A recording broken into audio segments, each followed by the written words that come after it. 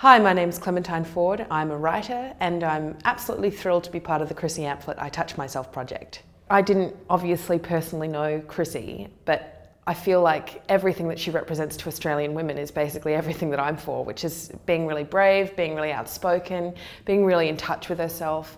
And yeah, I just thought that she was like this amazing baller of a woman, and the loss that we feel with her gone now is really, really huge. But it's amazing also that she, made this really iconic song that began as one thing and then is now able to take on this really meaningful life for something that she really deeply wanted it to go on and become, And I don't know, I think that she's been such an amazing role model to Australian women, young and old, and that her spirit and memory can live on in a project like this is really incredible.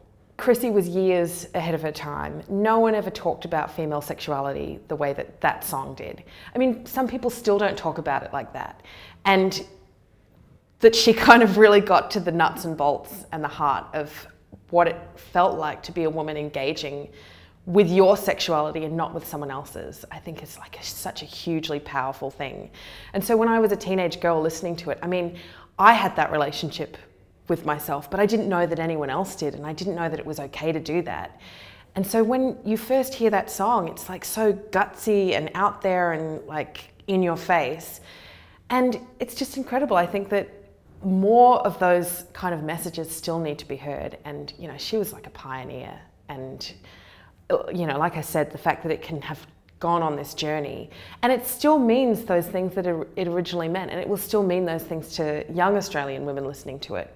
But it can mean so much more now as well. I think that women don't feel like they need to start being aware of breast cancer until they're over a certain age. And whilst that's in the majority true, it is a cancer that still affects women of all ages. And some of my friends have lost a very close friend to them who was in her 30s. And so it's important for all of us to be aware of the changes and to understand that it doesn't matter if we're not part of the demographic, that it can still strike at any time. And that can be some of the biggest tragedies of all, because we're not looking for it, so we miss the early signs. And it means that maybe something that could have been prevented or could have been treated early is missed because we don't think that it's going to affect us. So we need to kind of be constantly vigilant about it. I think for a lot of women, particularly after they go through adolescence and puberty, their breasts become like an integral part of their identity.